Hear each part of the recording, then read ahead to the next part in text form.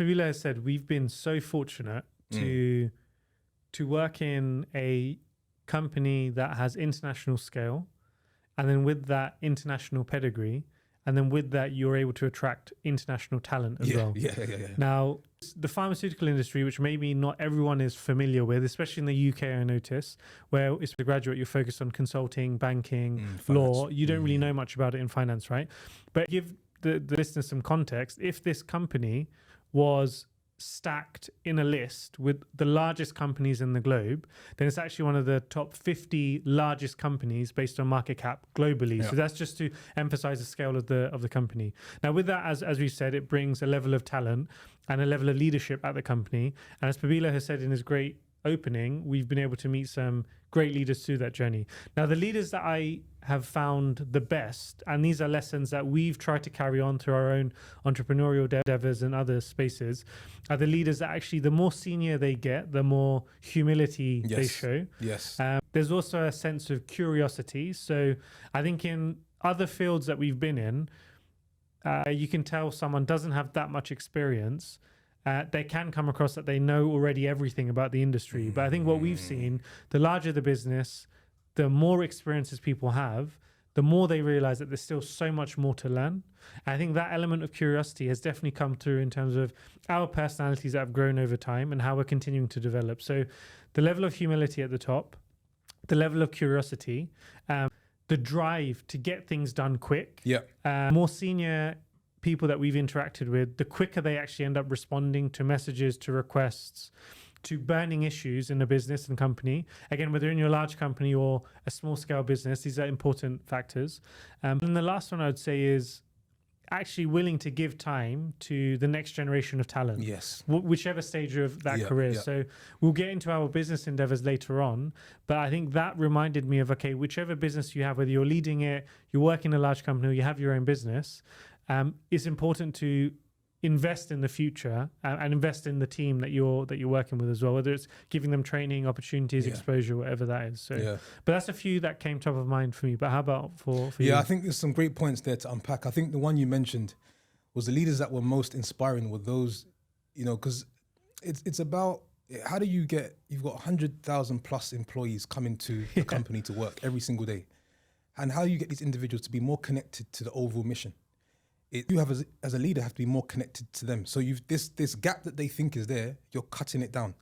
And so that humility you mentioned, leaders asking questions to you as an individual or walking around the campus and mixing with people. They're not, far away or off. You never see them. It's only via emails or things of that nature. So I think, serving the organization, serving the associates that you've hired, I think is what is inspiring, because ultimately we understand the magnitude of what you have to do at your level, but you still found a way to make time for the people that are committing to this ocean. And then it feels more like a family unit, right? And so, but there's still obviously a level of understanding where they are, right? So it's not saying that they're my friend and rubbing shoulders and I can just set up a coffee anytime I want. So I think that helps. Otherwise it's very standoffish, but you know where you stand, you know where they stand, and then it's black and white. Those have been the leaders who have that characteristic in them that have been very inspiring. I think when I think about also what got the best out of me, I think that's a big question. I think one of the topics when I look at it is the leaders that were able to get me to bring my full self to work. And coming from the places that we come from, our backgrounds, we wear a number of masks in the beginning because you're not too sure how you need to show up in an environment which is very foreign, right? And there's not a lot of us represented at that level. And does it take to succeed? And so when you have a leader that is able to help you understand, no, I need you. I need the person you actually are. I need that level of energy. I need the level of thinking. And I need the questions that you have, which are very different. And someone being able to properly bring those differences together to create the ultimate outcome, to create the success, that is like, you would ride or die for that leader. And I think that's inspiring because they've just found a way to get the best out of you. So bring your full self to work. I don't want a version of you. I want the full you. So that's the thing that really sticks out in my mind when I think about the last leader that I worked for, and how she was able to do that for myself and also the team as well.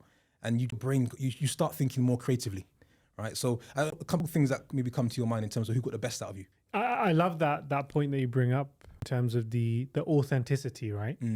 Because I think, especially as you mentioned, for people of our culture, to feel like you can bring your authentic self, whatever that means, in a corporate environment, especially when you feel like you're surrounded by such high performers, it can be a mental shift to make. But the ones that are able to get that unlock from you, as you said, you're willing to go to the end of world for them.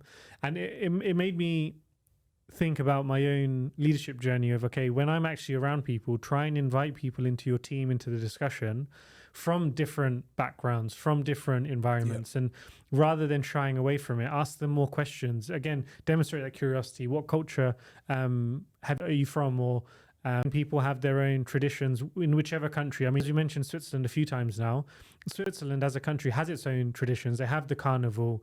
They have special badges that they wear during special times of the year. There's amazing mountains and hikes, and being outdoors means a lot to them, right? And then compare that to the Japanese culture, which already has a culture in itself, and all these other countries that we've been able to visit and experience. I think that ability to appreciate people's culture and then invite them to bring it out does unlock a lot of value for companies. So that's definitely something that I can 100% agree on. I think to close this section, as we have worked with some great leaders, what are the quotes that have stuck in your mind and that have, most importantly, led to application after? Okay, so I've got a couple from in no particular order that come to mind, and I was thinking about this prior to the conversation. I think that the first one that comes to mind, and this was Dan Chairman. He would say things like, aim to achieve the slightly impossible, and it just gets you thinking a lot differently. He also says, once a solution has been agreed, waste no time in execution. You cannot stagnate on a proposal. So it's very simple, and success is simplifying what seems to be complex. And that's, I think the best advice is simple advice, but makes sense. I think even when I look at the next one, I think sometimes if you ask stupid questions, you get breakthrough answers. And we're in organizations and groups of people where nobody wants to ask a stupid question. It has to be complex. It has to have layers of depth to it. But actually, I've been in meetings where someone says, why are we doing that? Complete curveball. And it's forced everyone to think differently. So it's, what does success look like? And everyone thinks it's obvious, but actually it's not. Another question that was interesting was, if our customers were sitting in this meeting, listening to us have a team meeting, would they be impressed? And you just go, our heads are stuck in the sand trying to figure out this solution. I had a finance quote here, actually. The best productivity is increasing your top line.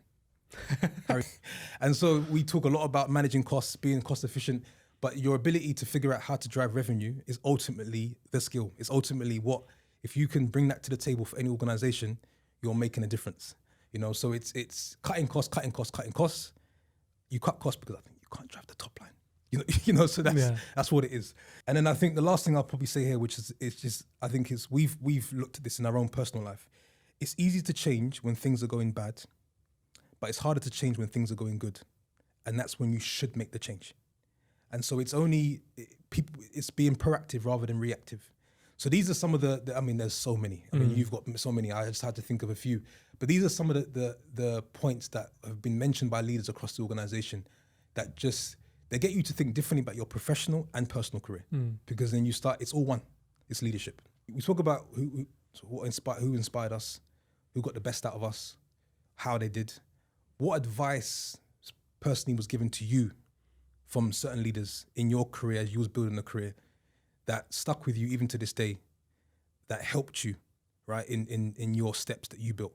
There's a couple of things that come top of mind. The first one, rather than a specific conversation with someone, it was more of an approach by leaders that could see something in me that I couldn't yet see at the time. Wow. That ability to look into someone and be like, look, I know you've got potential.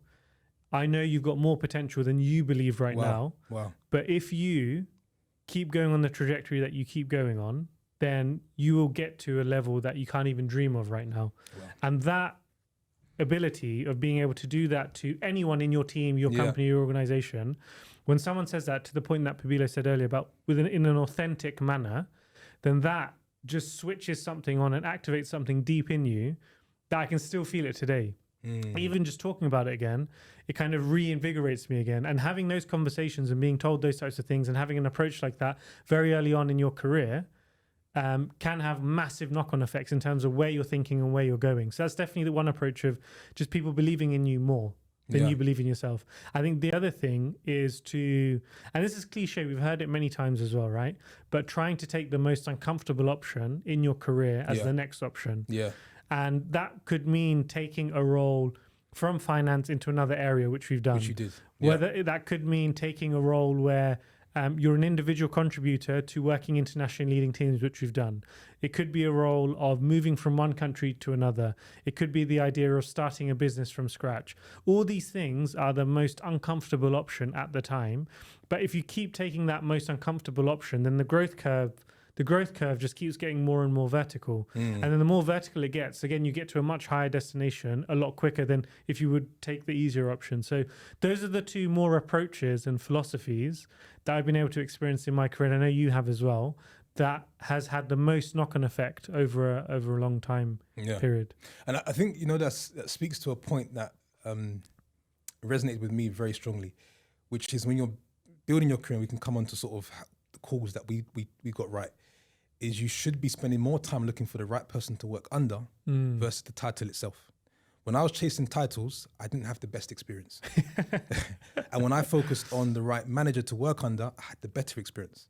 And so sometimes just because their leadership, their way of thinking, their way of giving you certain opportunities just works very differently. And it's not a knock on the person, it's just that people are shaped differently and they've come through different experiences. But chasing titles can find yourself in a challenging situation if that's all you're focused on. Completely agree. And so it depends on what people are trying to achieve. But I personally think, should be spending time finding out who's the right person to work for. And even if the title's not quite attractive, the opportunity that they'll provide you will be stuff that you can't quite see on a piece of paper. You can't write it on a job description just because of their thinking. So I think advice that definitely stuck with me, and you could see it also in other people's career. When they worked for certain individuals, they excelled. And for others, it was just moaning about what was happening. So that was something. I think the other thing also was, in everything that we're doing in work, is what would you do if this was your business? Associates come to work, they clock in, they do the work, they go home. And that's fine. That's what you've been paid to do. You've been paid to add value. But if you can think a little bit differently in terms of what is a $200 billion plus company is, what would you do if it's your company? And I think that advice changes your thinking and changes your contribution. And then you come to the meetings totally different. Now, of course, you need to have a manager that support that way of thinking and that type of challenge. But if you can think about it as yours versus it's not mine, I'm just here to collect and I'll go home, it's two different careers you're going to have,